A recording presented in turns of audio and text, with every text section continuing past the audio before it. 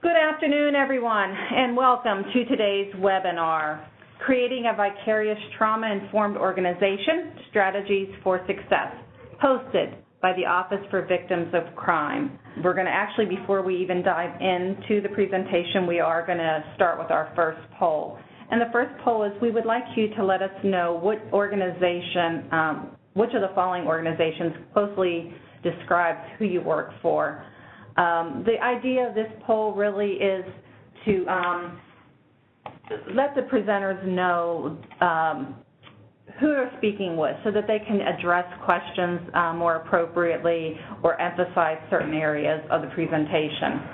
So again, please let us know if you are associated with law enforcement, corrections, courts, if you're a victim service provider with health and human services, education, fire rescue, EMS, or if you happen to not fall into one of those categories and you belong somewhere else. So at any time, go ahead and then click on the radio buttons that you'll see on the right-hand side of your screen and then hit submit. So we'll be a little bit quiet here. Actually, while you're doing that and you're submitting those questions, I'm going to go ahead and I'm going to announce and introduce you to today's presenters. So we have two wonderful presenters today. Our first person that will be presenting is Karen Kalergis. Karen spent 22 years in the victim service field with the government, nonprofit, and in the university settings, and she has served in two critical roles to help address the issues of vicarious trauma. She is the former project director of the Resiliency Project at the University of Texas at Austin, and she is currently the Vicarious Trauma Toolkit Production Coordinator. Ms. Kalergis is also a recipient of the prestigious National Crime Victims Service Award. Our second presenter today will be Dr. Beth Molnar. Beth is a social and psychiatric epidemiologist. Dr. Molnar is an associate professor in the Department of Health Sciences and director of the PhD program in population health at Northeastern University. Dr. Molnar is the principal investigator of the OVC-funded Vicarious Trauma Toolkit project. So at this time, I am going to turn it over to Karen, who will go over the webinar objectives, and then she can also discuss the poll results with you. Karen, you are up.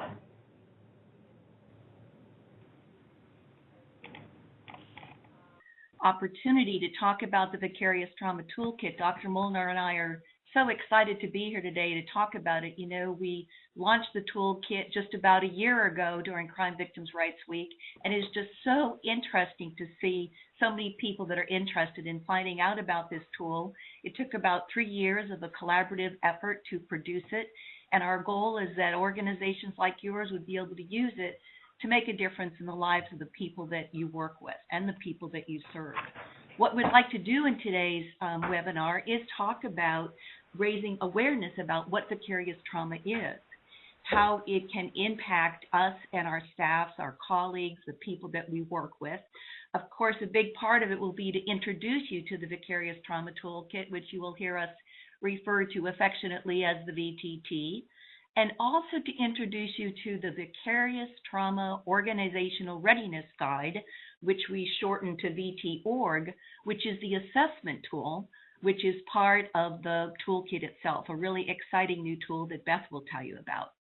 And in the course of this too, we will talk to you about the process for becoming vicarious trauma informed.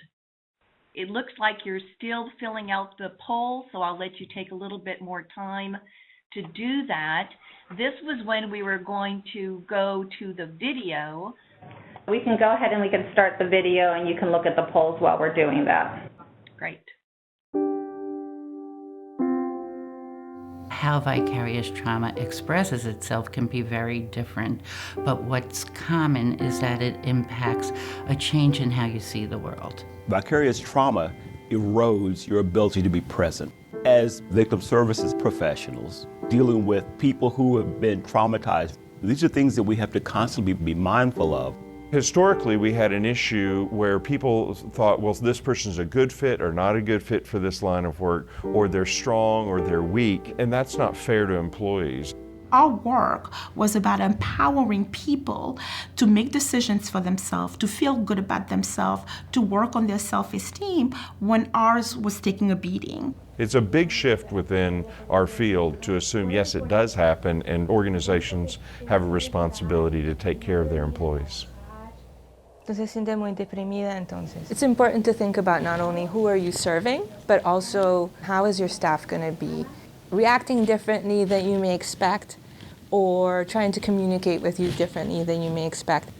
In addressing vicarious trauma, whether it relates to supervision, management, professional development and training, the Vicarious Trauma Toolkit is a great place to start because it really provides a template for what an organization needs to attend to. It's kind of opened up my mind to different ways of talking about vicarious trauma, different ways of thinking about my own supervision style and what do I need to stay healthy and keep doing this work.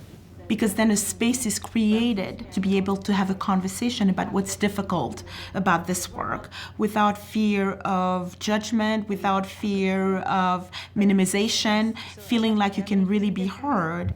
I think we're making some incredible advancements with recognizing the toll of vicarious trauma in our field. This toolkit is an opportunity to create a better work environment. It's an invitation to really dig a little deeper, to step back, to reflect. And to be held accountable for how well do we take care of our employees who we know we're putting in situations which could adversely affect the quality of their work and the quality of their life.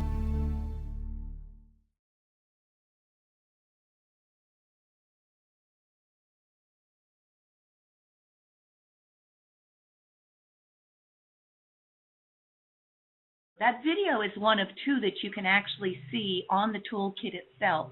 It's a great way to introduce the concept of vicarious trauma. Why we are here. I kind of want to rephrase this right now. The expectation that we can use technology and not think that there could be some problems is probably something we all need to take our breaths on right now. Dr. Rachel Remen was one of the first people to raise the issue about how doing this kind of work can impact us. She pioneered strategies in her field, which was the medical profession. I think this quote from her book, Kitchen Table Wisdom, aptly describes the victim services setting as well. The expectation that we can be immersed in suffering and loss daily and not be touched by it is as unrealistic as expecting to be able to walk through water without getting wet. You know, I sometimes get that quote wrong, and I say expecting to be able to walk on water without getting wet. How many of you feel like walking on water is kind of part and parcel of the job you're being asked to do? What we're trying to do with the toolkit is to provide strategies to organizations that they can use to take care of their staff. So though they might get wet, they will not drown. Let's start out by taking a closer look at trauma. In our work, we are exposed to two different types of trauma. One is direct trauma, and that's defined as an event that includes exposure to actual or threatened death, serious injury, or sexual violence. That's the type of trauma that the people that you work with have experienced. Unfortunately, those of us in victim services and first responder agencies can also suffer direct trauma. Indirect trauma is what you're exposed to at work on a regular basis. This indirect trauma is what the field refers to as vicarious trauma. That is the exposure to the stories of the trauma experiences of others. This type of exposure can come in different ways. It can come in a single event or an event of mass violence, like the Oklahoma City bombing, which is commemorated here with the picture from the memorial. While we might think about mass violence or critical incident as the most damaging, cumulative stress is likely to be as potentially problematic over the course of a career. Our exposure is chronic. We are unable to escape it, because this work requires the repeated and persistent exposure to the trauma experiences of others. These day-by-day exposures pile up, one on top of the other. For the purposes of today's webinar, we are going to use the word vicarious trauma to describe this work-related exposure, where we might be seeing the aftermath or hear the story about what happened to a client we're working with. It might be a newer term for some of you. I know many people in law enforcement and first responder agencies, you might refer to this more as a critical incident. But we see this exposure as an inevitable occupational challenge. There's no way that you can work with people who have been traumatized without being exposed to their stories. First responders and victim service organizations accept this exposure as a regular part of the work. But vicarious traumatization, the negative impacts that come from that exposure, can be prevented or managed. One of the things that comes about from this exposure is a change in worldview. As Sadvikni said, the transformation or change in a helper's inner experience as a result of responsibility for and empathic engagement with traumatized clients. This change in worldview can be positive or negative, but there is going to be a shift in how we view the world. We might have started out life believing that the world is basically a good, safe, and predictable place to be, that people are basically good. And if I don't take any risks, nothing bad will happen to me. That view of the world is challenged by our ongoing daily exposure to incidents of human cruelty. This change in worldview, though, could be positive. Victim service providers and first responders, people in the courts, I saw many of you people who work in the courts and corrections are also on this webinar. Many of you have talked about a positive change from doing this work, being more grateful for your own lives, counting your blessings, finding meaning in the work that you're doing. This shift in worldview is thought to be an inevitable and permanent change in people who do this kind of work. But the negative consequences that come from this work are things that are not inevitable. There are things that the organization can do so these negative consequences don't occur. One of the most serious negative consequences is a diagnosis of PTSD, which can result from exposure to either direct or indirect trauma. In fact, in 2013, the American Psychiatric Association announced a new definition for post-traumatic stress disorder. In its DSM-5, the manual used by mental health clinicians when making diagnoses, indirect trauma is now included as a qualifying event for a clinical diagnosis of PTSD. Another term that is used to describe the negative consequences is secondary traumatic stress, what Figley called the natural consequent behaviors and emotions resulting from knowing about a traumatizing event experienced by another, the stress resulting from helping or wanting to help a traumatized or suffering person. Another term, which Figley was also involved in bringing to us, is compassion fatigue, a combination of physical, emotional, and spiritual depletion associated with caring for patients in significant emotional pain and physical distress. My first mentor described compassion fatigue as when this happens to us, we are not our best selves and we are not in the best position to be able to be helping the people that we are there to serve. Another term for the negative consequences is burnout, a state of physical, emotional, and mental exhaustion caused by long-term involvement in emotionally demanding situations.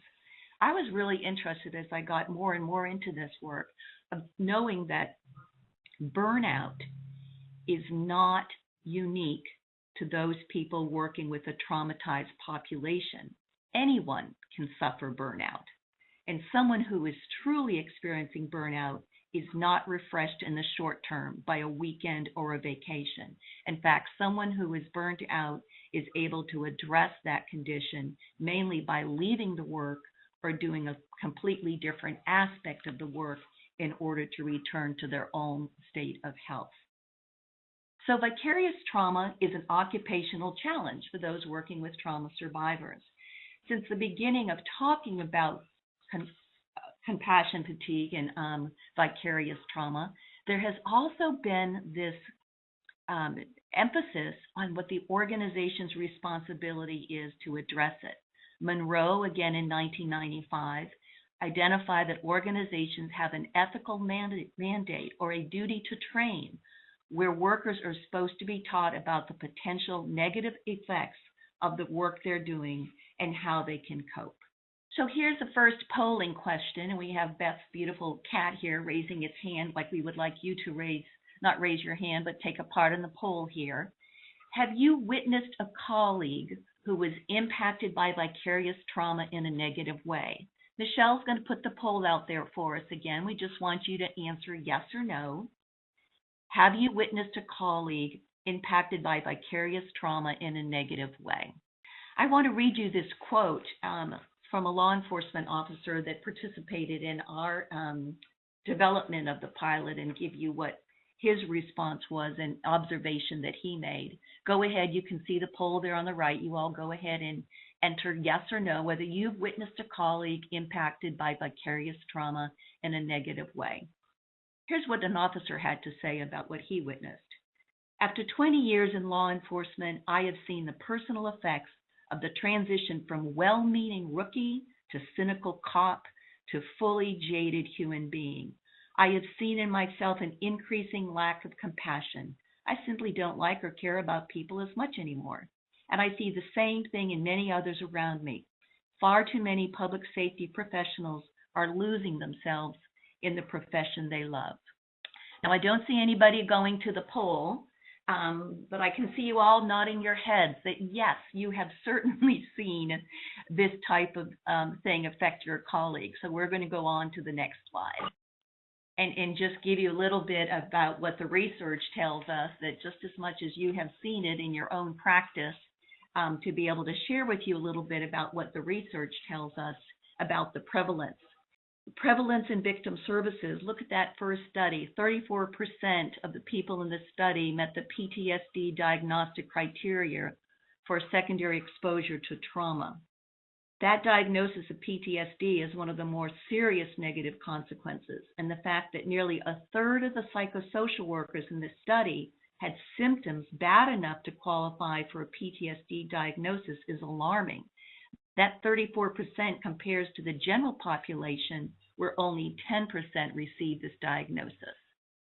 Okay, great. It looks like you're working on the poll. We've got some huge numbers coming in, and the overwhelming answer is definitely yes. I'll go on and talk a little bit about the prevalence in first responders. 98% of police officers in this one study have experienced at least one type of critical incident. And you can also see we've got a second item here, exposure to multiple traumatic events has a cumulative impact on the severity, that's that chronic accumulation, right, of negative responses. And that was seen in law enforcement, fire, and EMS. These are just a sample of the kind of research that you will find in the toolkit. Risk factors. What are some of the risk factors that we have working where we do? And these are based on working in a victim services setting. We know that a lot of people in victim services may come to this work with their own trauma history. A lot of people are drawn to this work because of their own experience and want to be able to give back and help other people who may have experienced the same things that they have. People come into this field perhaps with a pre-existing psychological disorder. They come into this field at a very young age. They can work in a very isolated or inadequate support system, or they may have seen a loss in their own lives in the last 12 months. The professional risk factors really speak to the importance of organizational action, which is what we're here to talk about today. One of the main risk factors is the lack of quality supervision in a workplace setting. The high percentage of trauma survivors that are in a person's caseload, little experience with being able to manage this huge caseload or perhaps this type of work, and lack of a professional support system. And I think this last part is so telling, an inadequate orientation and training for the role. And we've already talked about how that training should certainly include what the impact of this work could be. So I think the poll has ended, and just to give you the final numbers, out of all the people on the call, the greatest majority, of course, have witnessed a colleague, 370 to 38 who hadn't. So vicarious traumatization, how does it affect us personally and professionally? And how does it affect our organization? This slide here gives you some examples of vicarious traumatization, of what it looks like when a person is suffering from vicarious traumatization. Maybe some of you have experienced this, or maybe some of this is what you observed in that colleague that you said you had seen those negative consequences in. First of all, there's that physical response, a rapid pulse beat, headaches, fatigue, psychological ones, feelings of powerlessness, anxiety, fearfulness, or disillusionment, which can really, you can see how people sometimes feel like they want to leave the field when they're suffering from vicarious traumatization.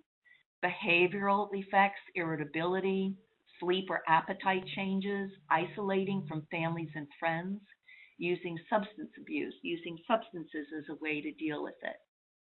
A spiritual effect has also been seen, a loss of purpose, questioning what the meaning of life is. Cognitive effects, a cynicism, which is one of the things that officer described, a pessimism, or relational effects, withdrawing or becoming clingy and really needing to be more closely engaged with somebody. Some of the examples of vicarious traumatization personal show up in a person's performance. This is actually professional. The slide should say examples of vicarious traumatization professional, and one of the first ones is in that professional's performance. There's a decrease in the quality and quantity of their workload. They have very low motivation, and they do not work too hard. Their morale can be affected, which because of their negative attitude can also affect other people. They have an interpersonal effect. They begin to withdraw. And then they also have a behavioral effect where they may have absence or tardiness, poor follow through. And this can also impact the organization. We'll talk a little bit more about this in the next section, but the research has certainly shown that the impact on the organization is huge, and the result is the lost productivity, staff turnover, and poor organizational health. One of the things that we don't often pay a lot of attention to is we pay attention to those negative consequences from our exposure to vicarious trauma, to the stories of others, but we don't talk enough about the positive. And there are many positive aspects that we get from this work. Compassion, satisfaction is one of them. The pleasure that you derive from your work. Vicarious transformation, that's an ongoing intentional process by the worker that results in a deepened sense of connection with others, a greater appreciation in your life, and a greater sense of meaning and hope. This term comes from researcher Perlman, who earlier brought us the term vicarious traumatization. So you can see that she has looked at both sides of this coin. Vicarious resilience, just as we can experience vicarious traumatization from our exposure to the stories of others, we can also experience vicarious resilience. And we can look at what it is that has made those people be able to bounce back from the situations that they've been involved in. The impact of vicarious resilience is really huge. It gives us a greater perspective and appreciation of our own problems. It makes us more optimistic, motivated, and re-energized. It gives us increased sense of hope and understanding. And it also gives us a profound sense of commitment to and finding meaning from the work. So our goal and what we hope to do with the toolkit is to see how do we get workers to that point. Let's do one last thing here before I leave you. We're going to give you an opportunity to use the chat box and talk about the essence of resilience. Think about someone you know who survived a trauma or a tough situation, perhaps a client that you worked with, and type a few words in the chat box describing what you think was key to that client's resilience. Family support, yes. Having support systems, that is one of the main things. Support from people close to them. You're all hitting on things, a compassionate and supportive initial person to talk to. You think their sense of hope for the future made a difference. Their adaptability, their ability to be able to adapt to the current situation was another thing that was the basis of their resilience. Optimism, each one of those things that you observed are the same kind of things that we want to instill in our staff and have the organization be able to build in their workers. Mindful acceptance helps resilience, definitely. Thank you for sharing all of that. Those were really, really good ones, and we'll continue to bring those up as we see them come up. I want to talk just briefly about self-care. When I started in victim services, there seemed to be a hardiness factor. Victim services staff were expected to take it without falling apart. And for some reason, if you couldn't take it, then maybe you weren't really tough enough for this job. If it was something to be done, it was seen as the individual's responsibility. It was all about self-care. And it was expected that the individuals would do that on their own time. Several people in our pilot study described it as the burden of self-care. And that's kind of what this quote speaks to. It impacted me in a way where it didn't give me hope. He said, you're the one that's got to do this. It didn't give me hope. It gave me more stress. Just as we're trying to be trauma-informed and think about how the trauma a person experiences affects them in their recovery, to be vicarious trauma-informed means the organization acknowledges the impact that working with traumatized clients can have on its workers, and it takes steps to address it. Why is this important? Because what we pay attention to grows. And bringing conscious attention to organizational strategies, really making them part of our operations, is really key. Being vicarious trauma-informed provides a path. The VTT, the Vicarious Trauma Toolkit, provides tools to help you on that journey. So now I'm going to turn it over to Beth to talk about the Vicarious Trauma Toolkit. Thank you, Karen. That was great background on what vicarious trauma is, what we see in the literature and from the field about its impact on staff, and how vicarious traumatization can be so impactful on us, on the people we work with, and our organizations. Okay, so I'm going to give you some background now on how the toolkit was developed, the basis for its evidence-informed approach, and how you can use it to help your organizations become more vicarious trauma-informed. So 2 things pointed to the need for a resource like the Vicarious Trauma Toolkit, or VTT as I'll call it. It became clear to our funders, the Office for Victims of Crime, in assisting organizations that serve victims, that first responders and victim service providers needed tools to help address how their people were being affected by this work. And they needed those resources to be in an accessible central repository. The second influence was Vision 21, OVC's omnibus work published in 2013 on what is needed to transform the field of victim services. One finding was that the field needed more evidence-based, research-informed victim service programs to assist organizations around the topic of trauma. Those combined into the grant that we received here at Northeastern University to build a product that would meet these needs. The first thing we did at Northeastern was bring in national and local partners. You can see this list of beautiful leading organizations from around the country, really representing the leadership of the disciplines envisioned as primary users of the toolkit. Emergency services, fire services, law enforcement, and different sorts of victim services agencies are represented among these wonderful partners.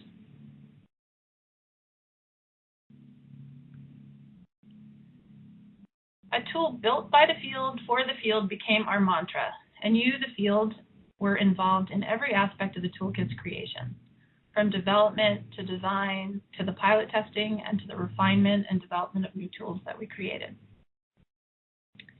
The first step we did was to do a national survey. Our national and local partners sent our survey to over 80,000 members. We received a respectable number of responses, more than 8,000, from across the nation and across all the fields that our team represents.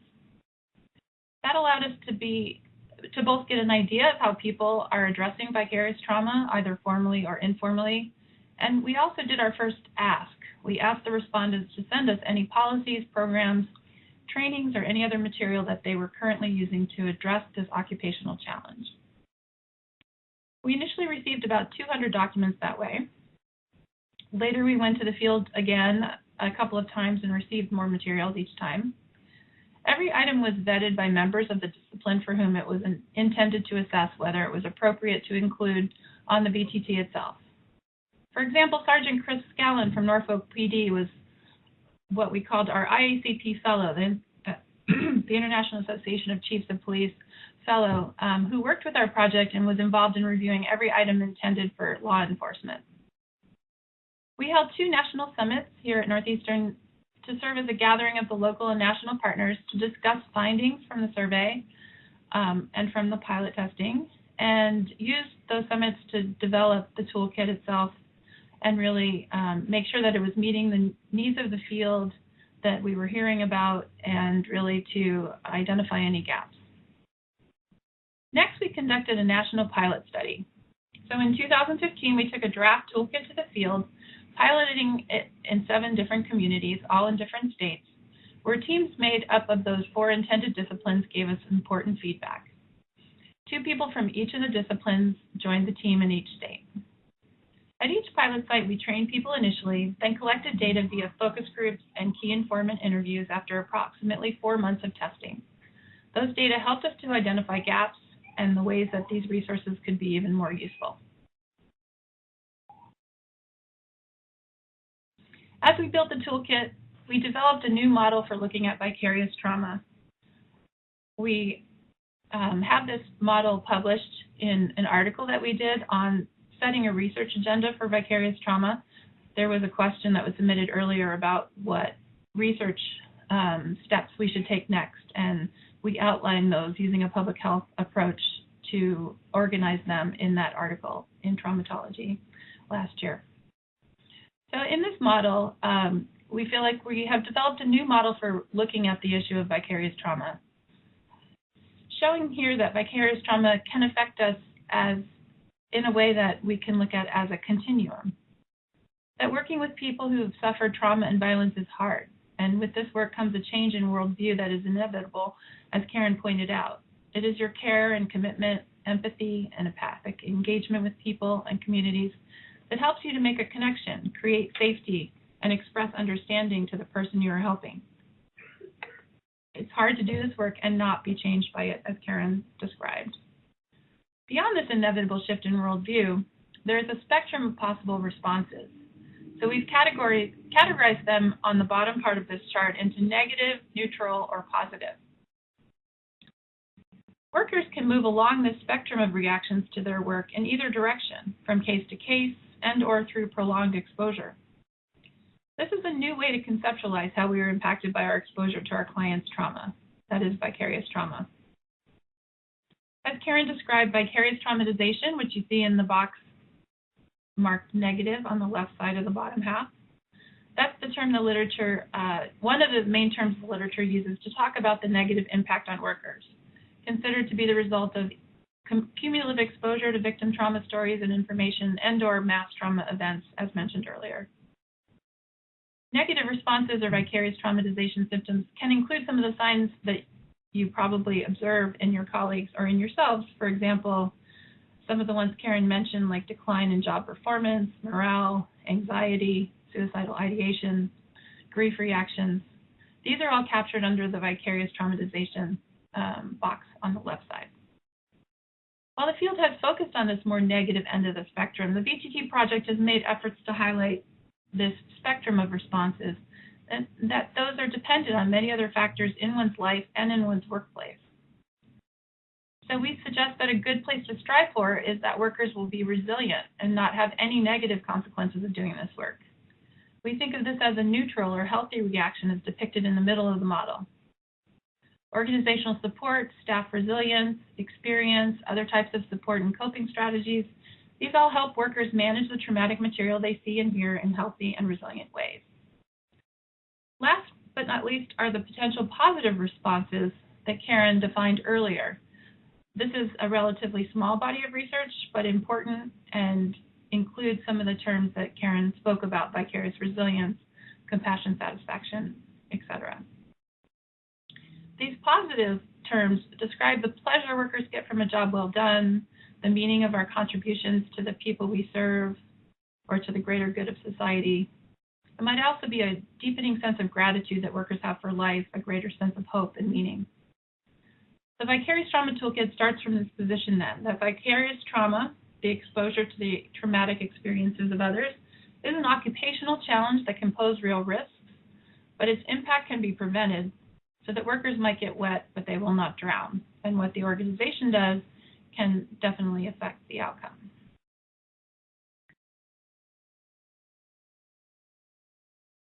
So now I'm going to move to talk about what's in the Vicarious Trauma Toolkit. So it was launched 1 year ago during National Crime Victims' Rights Week 2017. So it's been around for a full year as of this week. So it's available to provide resources for all of you to use to address vicarious trauma in your organizations. It has nearly 500 items in 4 categories in a wonderfully accessible repository of resources. So the first category is, it's a little bit different order. I'm going to speak about it than the slide says. I'm going to start with the research literature. We did a systematic review of the literature on vicarious trauma in collaboration with CALIO, the library run by the National Child Advocacy Center. The research articles we identified as relevant and useful are either available in full text or as abstracts if copyright rules prevented full text. Full text articles can be downloaded via links provided in the toolkit, a feature many users we spoke with liked in order to keep up with the current research. Remember, our goal of the VTT was to provide evidence-informed resources, so we reviewed each research item for the strength of the evidence. We used a tool from the Centers for Disease Control and Prevention, or CDC, to rate the research literature on a continuum of evidence.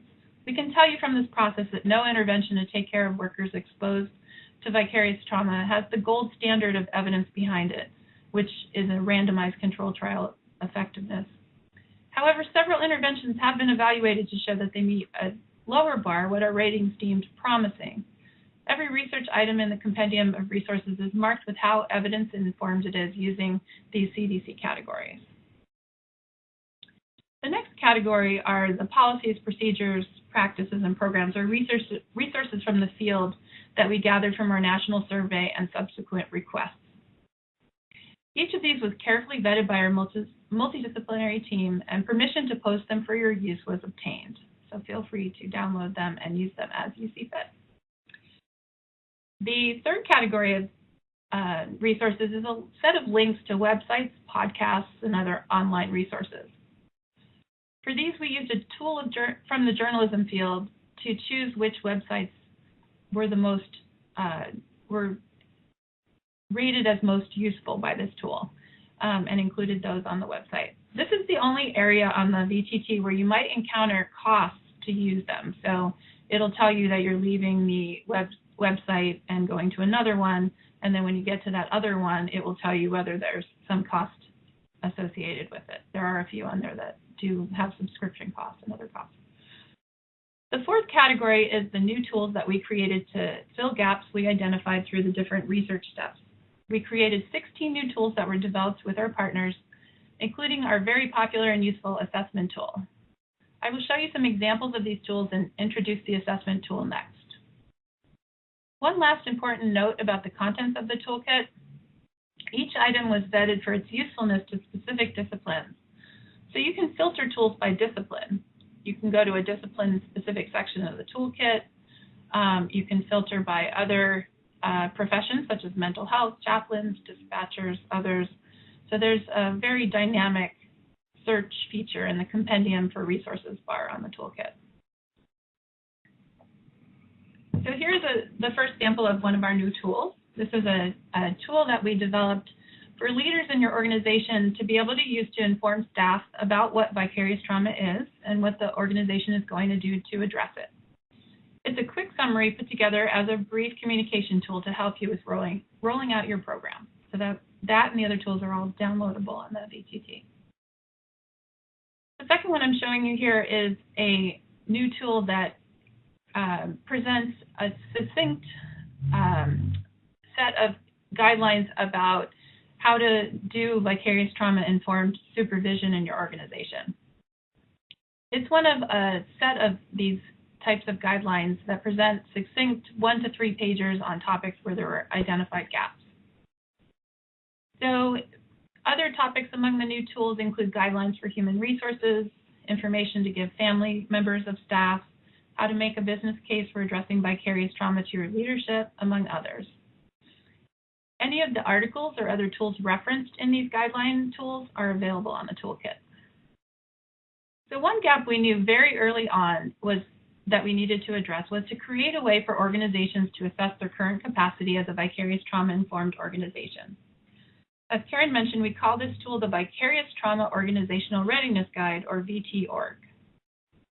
The VT-ORG provides a theory-based assessment of where organizations are on a pathway to becoming vicarious trauma-informed, helping to identify both gaps and strengths. By doing repeated assessments over time, toolkit users can use the VT-ORG to chart their organization's progress towards reaching the goal of becoming vicarious trauma-informed. As we mentioned before, this goal is not a destination, but a journey. I will start by showing you what it looks like and how it is used. Then I'll give you some background on the theories it was based on. So here's a screenshot of one page of the VT-ORG for Victim Services. This is the Leadership and Mission first page. So the VT-ORG poses a series of statements with examples of policies or practices that translate the research into an organizational strategy. Employees assess the current capacity of the organization by noting how often this good practice that contributes to organizational health occurs. The VT-ORG uses a Likert scale for each statement from never to always. And in a vicarious trauma-informed organization, we want these healthy practices to take place often or always. If the VT-ORG results show that they occur never or rarely, that is an indication to go into the toolkit and find resources to build capacity in that area. Each of the 4 major disciplines has its own version of the VT-ORG assessment tool, downloadable on the toolkit, where language was slightly altered to match language used in that discipline. When using it, altering its wording to fit your equivalent practices will work just fine if you're from a different field. You can download the VT-ORG for your discipline directly from the website, put it into a survey software program, add any demographic questions you would also like to know, and distribute it to your staff. Ideally, we recommend that you have everybody fill it out at all levels anonymously, and then you can calculate the results and see if the results are different between leadership and staff, for example, or between departments, etc. The scores in each section will give you an idea of gaps and strengths. We talk about the VT-ORG being a good opportunity for organizations to see where they are now on the path to becoming vicarious trauma-informed and to track progress as they do the work to improve. Identifying where an organization is already strong in an area is important so organizations don't feel overwhelmed or feel like they're starting from scratch. They can also see how some of the things they're doing now fit into the model of a vicarious trauma-informed organization.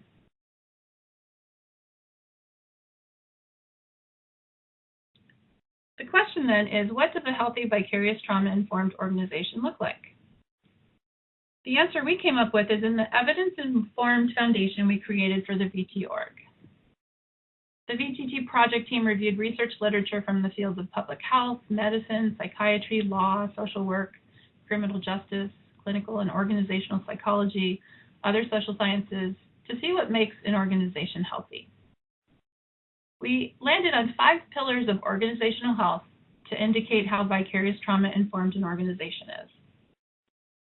The VT-ORG identifies strengths and gaps in each of these 5 areas listed here. Number 1, leadership and mission. Number 2, management and supervision. Number 3, employee empowerment and work environment. Number 4, training and professional development. And number 5, staff health and wellness. I'm going to give you a few examples of what we heard from organizations about what they do in each of these 5 pillars. Starting with leadership and mission, one way the pillar of leadership and mission can be done in a vicarious trauma-informed way is having open acknowledgement of exposure to vicarious trauma in all staff. That it's not just the frontline workers, but receptionists, cleaning staff, dispatchers, etc. Another is by ensuring that addressing vicarious trauma is consistent with the organization's mission. Another is communicating about the impacts of the work in a very transparent way. Keeping staff informed about things that affect them, not leaving them to wonder about rumors they might hear on the street about funding being cut back, etc.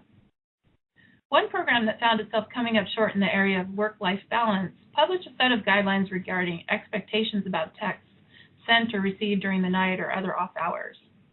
In those guidelines, they articulated that work-related texts are seen as an urgent form of communication and advised staff to look for the least intrusive option for communication that fits the situation. This same organization struggled with a policy on use of sick time for mental health days. They struggled with the message. As a vicarious trauma-informed organization, they want people to feel that they can use their accrued time to take care of their mental health and well-being. Yet some staff take that to mean that it's okay to leave colleagues in the lurch if their self-care happens on a day that they were scheduled to lead a training, for example, thus negatively impacting the organization's mission and reputation. It took a lot of dialogue to reflect the culture being aimed for, a culture that's both attentive and understanding to individuals, yet have staff feel they're a part of a team and that they're ambassadors for their organization. Moving on to management and supervision in action. Research shows over and over again that supervision is key to staff morale and productivity. People can handle a lot of stress and heavy workloads with a good supervisor. Meetings with supervisors in a vicarious trauma-informed organization provide a forum for discussing staff exposure, health, and well-being from both an intervention and a prevention angle. Workers are comfortable discussing difficult cases and coping mechanisms. Supervisors are readily accessible to support staff members following a critical or acute incident. Performance evaluations can include a discussion of organizational and individual strategies to minimize risk for vicarious traumatization. Supervisors can regularly check in with people about using vacation time, paying attention to whether they are taking breaks that they need. Moving on to the third pillar, employee empowerment and work environment. This pillar can include making sure employees feel there is respect for differences among the staff. Differences by any sense of that, of the word differences. Sense of teamwork, that people are proactive in managing conflict. A strategy to help people feel recognized around the topic of vicarious trauma is to ensure that how employees contribute to a positive vicarious trauma-informed work environment is indicated in performance evaluations. Making sure staff have opportunities to provide input on program development and evaluation and other tasks are also very empowering. The fourth pillar is training and professional development. Training about vicarious trauma and its potential impacts can occur from the very beginning of an employee coming on board. During the onboarding or orientation, again in ongoing in-service training, making funding and time available to attend external conferences and other professional development opportunities. Building skills and competence promotes confidence in employees. Some of our new tools provided in the toolkit are discipline-specific PowerPoint presentations we put together with lots of speaker notes to go with the slides. We designed these for organizations to use in whatever way is most useful. We left the backgrounds very plain to facilitate people choosing their own designs. They can increase staff awareness of vicarious trauma and describe the organization's efforts to address it. The last of the 5 pillars is staff health and wellness. This pillar is designed to promote and provide access to wellness activities.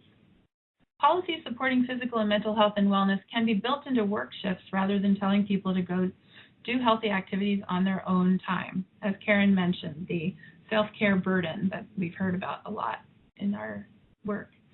These assessment items also measure whether organizations encourage time off or offer services such as employee assistance, chaplains, etc. Organizations told us about creative fundraising efforts they've done to obtain discounts or donations or sponsors for gym memberships for staff.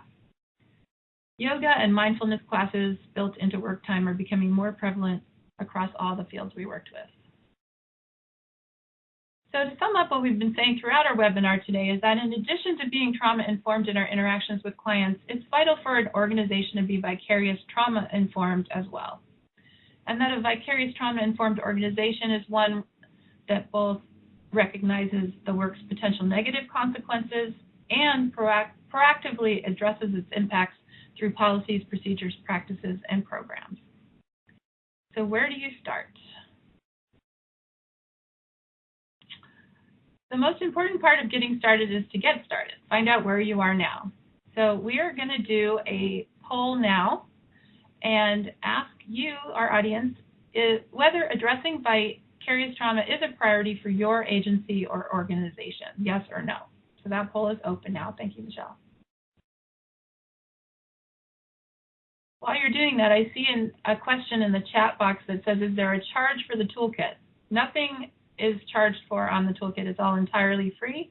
The one thing I did mention is that some of the online resources where we have links, when you go off the site to those other links, some of those have subscription costs, but nothing that we put on the toolkit has any cost. Everything's free. Again, the question is, in your opinion, is addressing VT a priority for your agency or organization, yes or no?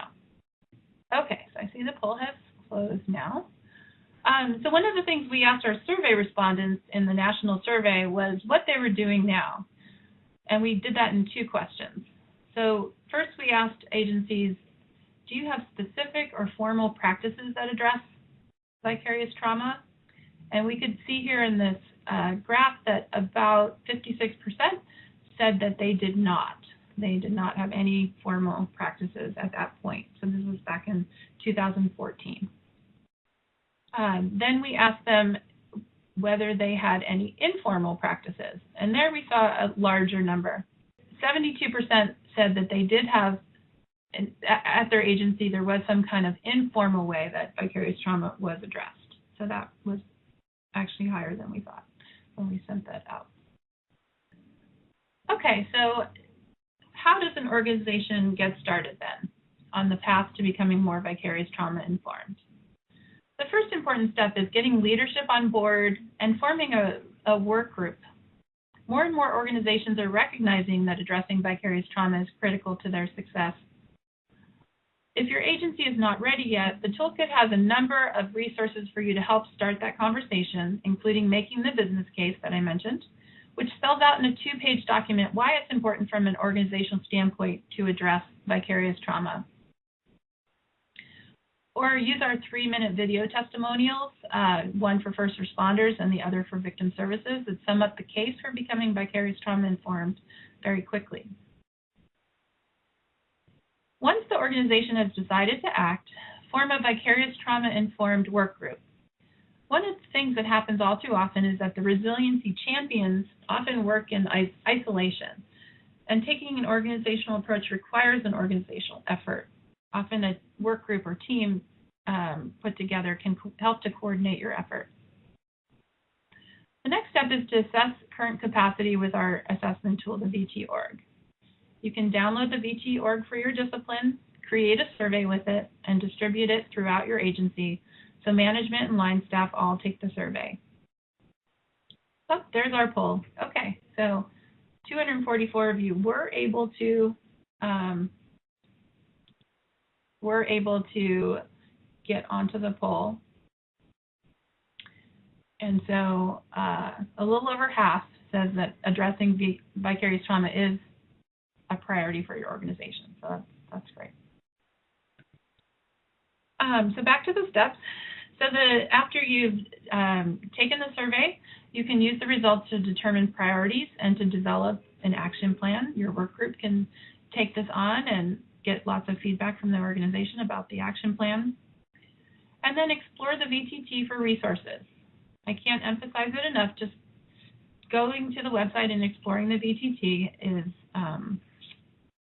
where you're going to find lots of different details. There is a question right here about, is there an area in the toolkit where I can access all documents within and I can't find the docs you are showing? There's a bar that says compendium of resources on the toolkit, and it's got its own search function there. And if you go in and search for the new tools, you should be able to find all the new tools that I am talking about. Okay, so you can search by the 5 pillars, browse through all the research, you can use the filters, and then everything that you find can be downloaded so you can start to create your own library of tools. So there are also additional resources available for you from OVC's Training and Technical Assistance Center, or TTAC. The first is a scoring packet for the VT org.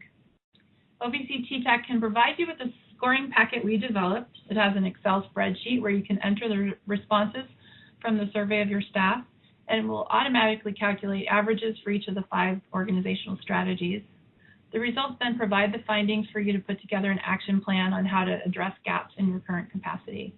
We're working on getting the scoring packet added to the VTT, but for now, OVC TTAC is happy to share it with you. And secondly, you can request training or technical assistance through OVC TTAC. Their email address is ttac@ovcttac.org, and they can provide consultants to work with you on how to get the most out of the toolkit. An example of one training and technical assistance project we're doing right now on behalf of TTAC is working with the city's court system to help them use the toolkit among their staff. So we hope that you'll find the Vicarious Trauma Toolkit with its compendium of resources, research, web links, actual policies and procedures from similar organizations, video testimonials, and our newly created tools to be helpful. Our project team has really been heartened by the response we've received from the VTT over the last year. We hope that those of you on this webinar will also find resources that will help you and help your staff, and that you will find joy in your work. I'm going to turn it back to Mary Jo to facilitate the questions. We do have some questions, and we definitely want to address those. Many of you asked, and I responded, but I will say it again.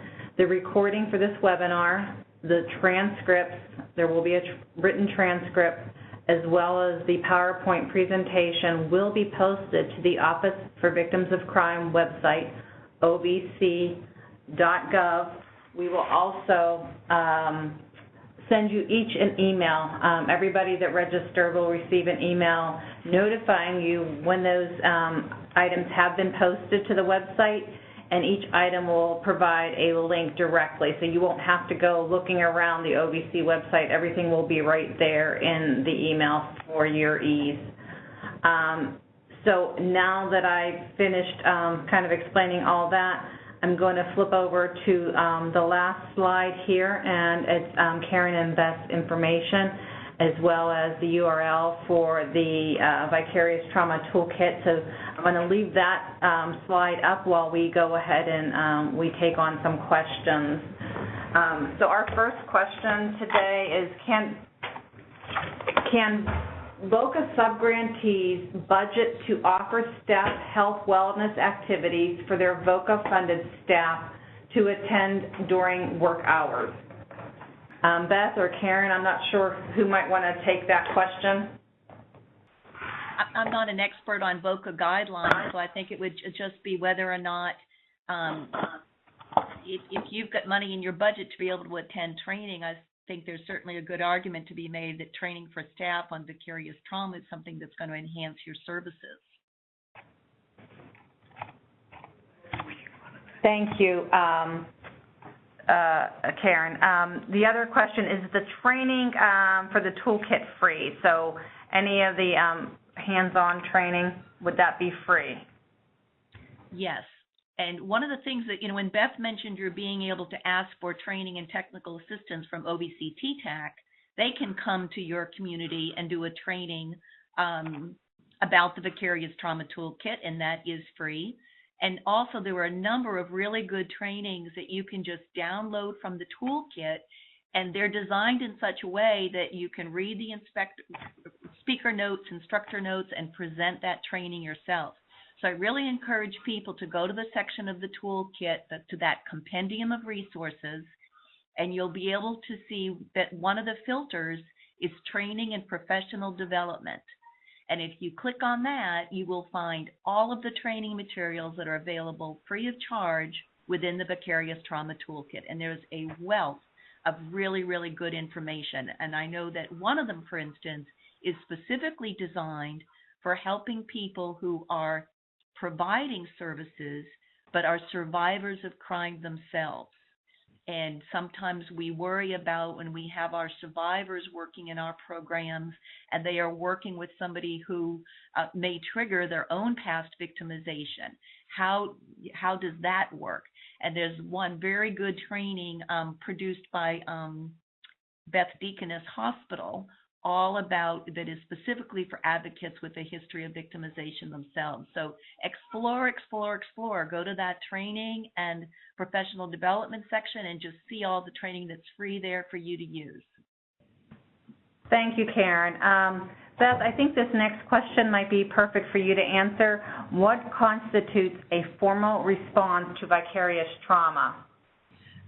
So I would say our toolkit is sort of a nice guideline for that, because you can, see where you are on our assessment tool and see whether you are meeting some of those, often or always kinds of aspects to being a vicarious trauma-informed organization. I would say there's not, so when we let the people on our survey define that for themselves, and I would imagine they defined it as something formal, being that there was a training that was calling it vicarious trauma, that there was something, using those words and having recognition be expressed out loud. And so now I think we've redefined it somewhat with this publication of the toolkit, in that there are these really detailed steps that people can take. Thank you so much, Beth, for that answer. I really appreciate it. And we have another question here. I want to thank, there was a response, a little bit more response to the VOCA question. So please check with your grant manager about using funding for training. It would be, see if it's particular to your grant, and this is from OVC themselves. Let me see if we have anything else. Give me a second, please.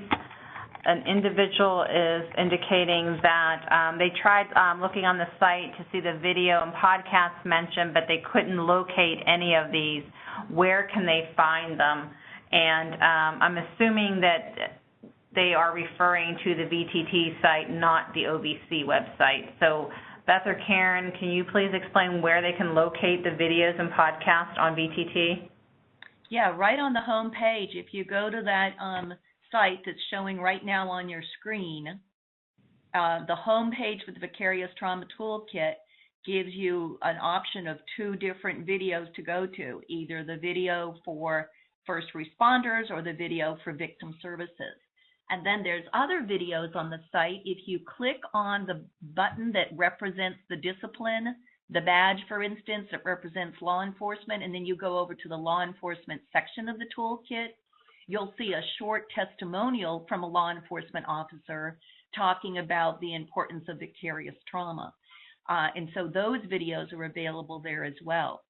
And I think that's an interesting point to make when we talk about the toolkit being available and designed for these 4 disciplines. It's actually like 4 separate toolkits, because you can go to that home page and then select which discipline you're most interested in, and then it will take you into victim services, for instance, and each one of those 5 pillars, there will be research that is victim service based that supports those 5 pillars in victim services. And then we give you some examples of materials from the toolkit that support that organizational strategy specifically in victim services. So that's where those videos are.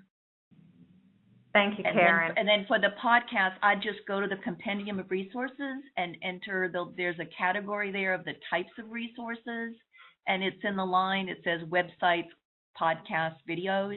And if you click on that, it will bring up all of the list of websites and podcasts that are on the toolkit. Thank you, Karen. I think this is going to be our last question, and many signs and symptoms of vicarious trauma seem fairly broad and general. How do you determine if symptoms are due to the nature of the work versus other factors? I think that somewhat speaks to the mix of direct and indirect trauma that many people in these fields experience.